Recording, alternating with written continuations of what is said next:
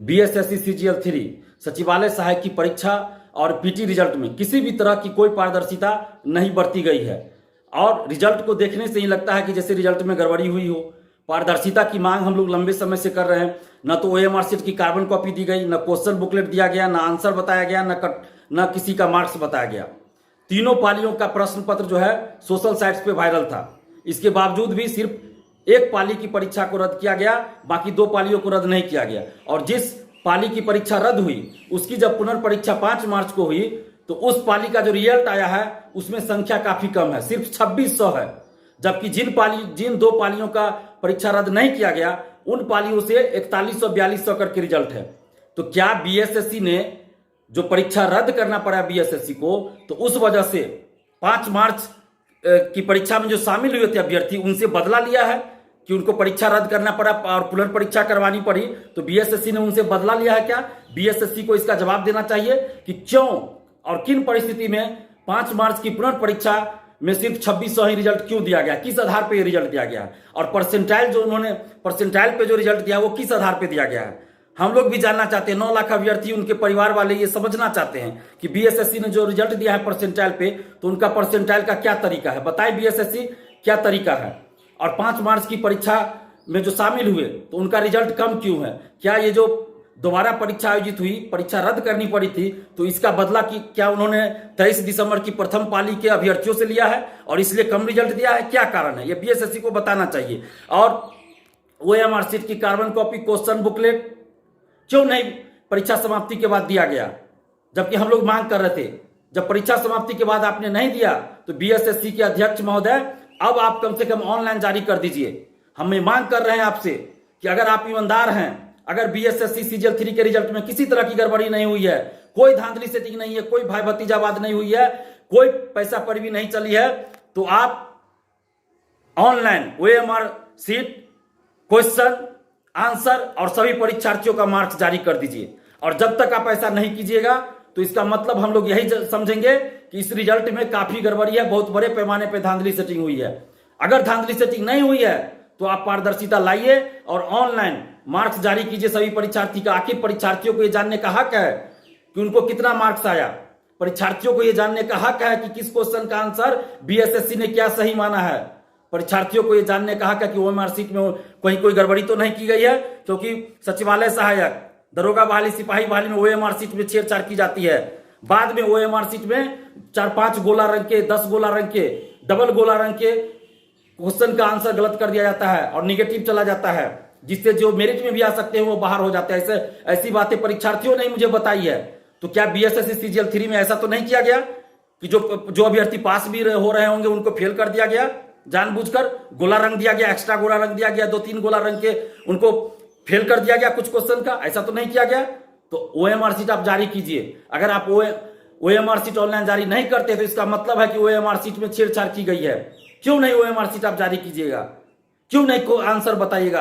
अगर आप आंसर नहीं बता रहे हैं, ऑनलाइन जारी नहीं कर रहे हैं आंसर, तो इसका मतलब है कि आपने गलत आंसर पे कॉपी का मूल्यांकन किया है। सभी का मार्क्स आप क्यों नहीं जारी कीजिएगा? जो आपने 11,000 कुछ रिजल्ट दिया है पीटी का, तो क्या आपने सिर्फ 11,000 कुछ जो रिजल्ट दिया उसी का कॉपी चेक किया, उन्हीं के कॉपी का मूल्यांकन किया? या आपने जितने भी अभ्यर्थी शामिल हुए, चाहे वो 8 लाख हुए हो या जितना हुआ हो, उन सभी अभ्यर्थियों का कॉपी का मूल्यांकन हुआ है? अगर सभी अभ्यर्थियों के कॉपी का मूल्यांकन हुआ है जो एग्जाम में शामिल हुए, तो आप सभी का मार्क्स जारी कीजिएगा ना। जितने भी अभ्यर्थी एग्जाम में शामिल हुए उन सभी का आप मार्क्स जारी कीजिए। क्यों नहीं आप मार्क्स जारी कीजिएगा?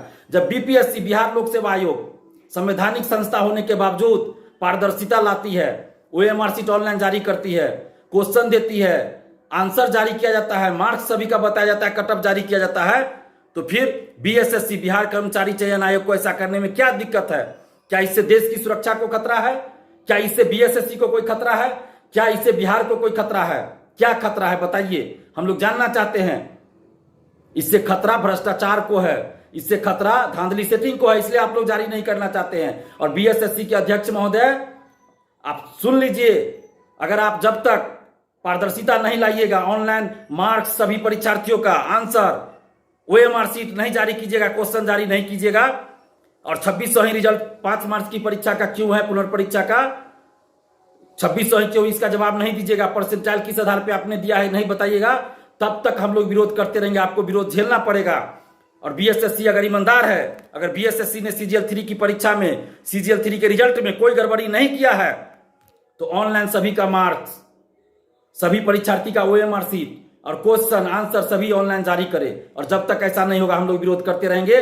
और एक सप्ताह के अंदर अगर आपने ये सब चीज जारी नहीं किया तो हम पूरे बिहार का दौरा करेंगे, पूरे बिहार जाएंगे, छात्रों को एकजुट करेंगे और बिहार की राजधानी पटना में एक बड़ा आंदोलन करेंगे। और इसके लिए जिम्मेवार सिर्फ और सिर्फ बीएसएससी और उनके अध्यक्ष और बिहार सरकार होगी। हम लोग इसके लिए जिम्मेवार नहीं होगी, क्योंकि हम लोग मांग कर रहे हैं बिहार सरकार से भी और बीएसएससी के अध्यक्ष महोदय से भी कि 9 लाख अभ्यर्थियों और उनके परिवार वालों के साथ आप न्याय कीजिए। 9 लाख अभ्यर्थियों की ये मांग है कि आप ऑनलाइन जारी कीजिए मार्क्स सभी परीक्षार्थी का, क्वेश्चन जारी कीजिए सभी परीक्षार्थी का, ओएमआर शीट जारी कीजिए, आंसर जारी कीजिए। आप क्यों नहीं ऐसा कर रहे हैं? आपको ऐसा करना होगा। जब तक आप ऐसा नहीं करेंगे आपको विरोध झेलना पड़ेगा। अगर आप ईमानदार है, अगर आप सही से काम कर रहे हैं तो आप ये सब चीज ऑनलाइन जारी कर दीजिए। क्या दिक्कत है आपको? हम भी आपकी तारीफ करेंगे। अगर आप ये सब चीज ऑनलाइन जारी करेंगे तो हम भी आपकी तारीफ करेंगे। जिस तरह से बीपीएससी बिहार लोक सेवा आयोग में सुधार हुआ तो हम लोग उसका स्वागत करते हैं। हर जगह हम तारीफ करते हैं बीपीएससी के चेयरमैन साहब का, अतुल प्रसाद जी का, हर जगह तारीफ करते हैं क्योंकि उन्होंने छात्रों की मांग पे बहुत सारा सुधार किया। तो आप भी सुधार कीजिए, आप भी पारदर्शिता लाइए, हर जगह हम आपकी तारीफ करेंगे। और जब तक आप ऐसा नहीं कीजिएगा तो आपको विरोध झेलना पड़ेगा। और एक सप्ताह के अंदर अगर आपने ऐसा नहीं किया तो एक सप्ताह के बाद हम पूरे बिहार जाएंगे, हर जिला जाएंगे, हर जिला में जाकर छात्र छात्राओं को एकजुट करेंगे और उसके बाद बिहार की राजधानी पटना में एक बहुत बड़ा आंदोलन करेंगे। बीएसएससी ऑफिस में भी आंदोलन करेंगे और इसके लिए सिर्फ और सिर्फ बीएसएससी के अध्यक्ष महोदय आप जिम्मेवार होंगे, बिहार सरकार जिम्मेवार होगी। और जितने भी अभ्यर्थी हैं बिहार के, जितने भी परीक्षार्थी हैं, जितने भी स्टूडेंट्स हैं, छात्र हैं, छात्राएं हैं, हम सबसे आग्रह कर रहे हैं कि आप लोग भी पारदर्शिता की मांग कीजिए। क्योंकि ये सिर्फ सचिवालय सहायक बीएसएससी सीजीएल 3 की बात नहीं है, सिपाही बहाली, दरोगा बहाली या बीएसएससी की कोई और बहाली, हर बहाली में पारदर्शिता चाहिए। और जब तक पारदर्शिता नहीं लाई जाएगी सीटों की बोली लगती रहेगी, नौकरी की बोली लगती रहेगी और आप ऐसे ही पीटी पास भी कर जाइएगा, मेंस में बाहर कर दिया जाएगा, मेंस पास कर जाइएगा, फिजिकल में बाहर कर दिया जाएगा। तो इसलिए सभी अभ्यर्थियों से, जो आप लोग पूरे बिहार के छात्र छात्राएं हैं, आप सबसे हम आग्रह करें कि आप लोग एकजुट होइए। और 30 लाख संख्या है, 9 लाख सिर्फ बीएसएससी सीजीएल 3 में है, लेकिन आप सभी को मिला दीजिए, सिपाही बहाली, दरोगा बहाली, बीपीएससी, बीएसएससी और अन्य जो बहालियां हैं तकनीकी सेवा से संबंधित और भी जो एग्रीकल्चर हुआ, सभी को मिला दीजिए तो 30 लाख से ज्यादा संख्या है हम अभ्यर्थियों की। और जब हम लोग एकजुट हो जाएंगे तो कोई भी सरकार हो, हमारी जो सही मांग होगी उसको मानना पड़ेगा। और इन भर्ती आयोगों को पारदर्शिता लानी होगी। नौकरी में जो बोली लगती है पैसों की, वो बोली बंद करनी पड़ेगी, धांधली से ठीक बंद करनी पड़ेगी। इसलिए आप जितने भी अभ्यर्थी छात्र छात्रा आप सभी एकजुट होइए। और हम एक सप्ताह का समय दे रहे हैं बीएसएससी को। अगर एक सप्ताह के अंदर उन्होंने पारदर्शिता नहीं लाया, ओएमआर शीट और सभी का मार्क्स, आंसर, क्वेश्चन जारी नहीं किया गया ऑनलाइन, तो फिर उसके बाद हम बिहार के हर जिले में जाएंगे और छात्र छात्राओं को एकजुट करेंगे और बिहार की राजधानी पटना में एक बड़ा आंदोलन करेंगे। बिहार के सभी प्रतियोगी परीक्षाओं में पारदर्शिता लाने के लिए, सचिवालय सहायक में पारदर्शिता लाने के लिए, सचिवालय सहायक के रिजल्ट में जो गड़बड़ी हुई है उसकी जांच के लिए। तो आप लोग हमारा साथ दीजिए। धन्यवाद। जय हिंद।